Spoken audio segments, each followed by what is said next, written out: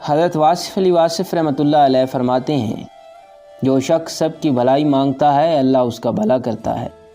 جن لوگوں نے مہمانوں کے لیے لنگر خانے کھول دیے کبھی محتاج نہیں ہوئے۔ توبہ جب منظور ہو جاتی ہے تو یاد گناہ بھی ختم ہو جاتی ہے۔ جب عزت اور ذلت اللہ کی طرف سے ہے، رنج اور راحت اللہ کی طرف سے ہے، دولت اور غریبی اللہ کی طرف سے ہے، زندگی اور موت اللہ کی طرف سے ہے، تو ہمارے پاس تسلیم کے علاوہ کیا رہ جاتا ہے؟ ہماری آنکھوں کے سامنے عجائبات ہیں لیکن ہم دیکھتے نہیں۔ ایک معمولی سی بے عقل بے شعور گائے کتنا بڑا کرشمہ ہے، فطرت کا عجوبہ، گھاس سے دودھ بنانے والا حیرت انگیز کارنامہ ہم کیوں نہیں دیکھتے؟ اپنے حال پر افسوس کرنا، اپنے آپ پر ترس کھانا، اپنے آپ کو لوگوں میں قابل رحم ثابت کرنا اللہ کی ناشکر گزاری ہے۔ اللہ کسی انسان پر اس کی برداشت سے زیادہ بوجھ نہیں ڈالتا۔ بیمار اور لاغر روحیں ہمیشہ گلہ کرتی ہیں، صحت مند ارواح شکر کرتی ہیں۔ زندگی پر تنقید خالق پر تنقید ہے، اور یہ تنقید ایمان سے محروم کر دیتی ہے۔ ایک انسان نے دوسرے سے پوچھا، بھائی آپ نے زندگی میں پہلا جھوٹ کب بولا؟ دوسرے نے جواب دیا، جس دن میں نے یہ اعلان کیا کہ میں ہمیشہ سچ بولتا ہوں۔ اپنے علم کو عمل میں لانے کے لیے یقین کے ساتھ ساتھ ایک رہنما کی ضرورت ہوتی ہے۔ اگر نوح کی التجا، دعا یا خواہش کے باوجود ان کا بیٹا طوفان سے نہیں بچایا گیا تو اس میں نوح علیہ السلام کی نبوت پر کوئی شک نہیں ہو سکتا۔ اللہ تعالیٰ کی مرضی ہے، جو چاہے تو ایک معمولی انسان کی دعا قبول کرے اور چاہے تو نبی کی بات ٹال دے۔ اللہ بے نیاز ہے۔ ہر انسان ہر دوسرے انسان سے متاثر ہوتا رہتا ہے۔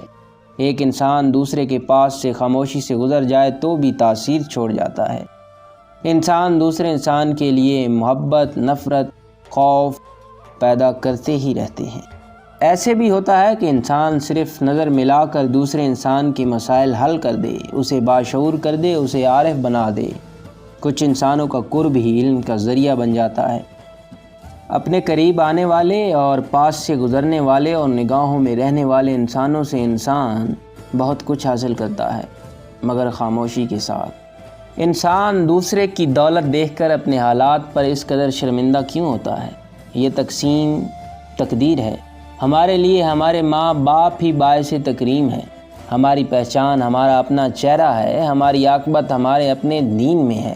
اسی طرح ہماری خوشیاں ہمارے اپنے حالات اور اپنے ماحول میں ہیں۔ مور کو مور کا مقدر ملا، کوے کو کوے کا۔ ہم یہ نہیں پہچان سکتے کہ فلاں کے ساتھ ایسا کیوں اور ہمارے ساتھ ویسا کیوں ہوا۔ موسیٰ علیہ السلام نے اللہ سے پوچھا، اے رب العالمین، آپ نے چھپکلی کو کیوں پیدا فرمایا؟ اللہ نے جواب دیا، عجب بات ہے، ابھی چھپکلی پوچھ رہی تھی کہ اے رب تو نے موسیٰ کو آخر کیوں پیدا کیا۔ بات وہی ہے کہ انسان اپنے نصیب پر راضی رہے تو اطمینان حاصل کرے گا۔ نصیب میں تقابلی جائزہ ناجائز ہے۔ اس دنیا میں انسان نہ کچھ کھوتا ہے نہ پاتا ہے، وہ تو صرف آتا ہے اور جاتا ہے۔ تکلیف آتی ہے ہمارے اعمال کی وجہ سے، ہماری وسعت برداشت کے مطابق۔ اللہ کے حکم سے ہر تکلیف ایک پہچان ہے، اور یہ ایک بڑی تکلیف سے بچانے کے لیے آتی ہے۔ انکار اقرار کی ایک حالت ہے، اس کا ایک درجہ ہے۔ انکار کو اقرار تک پہنچانا صاحب فراست کا کام ہے۔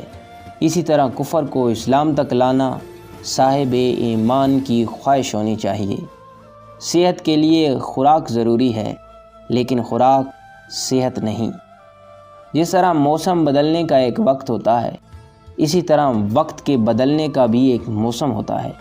حالات بدلتے ہی رہتے ہیں، حالات کے ساتھ حالت بھی بدل جاتی ہے۔ رات کے آ جانے سے نیند بھی کہیں سے آ جاتی ہے۔ وہ انسان کامیاب ہوتا ہے جس نے ابتدا کی تاریکیوں میں امید کا چراغ روشن رکھا۔ امید اس خوشی کا نام ہے جس کے انتظار میں غم کے ایام کٹ جاتے ہیں۔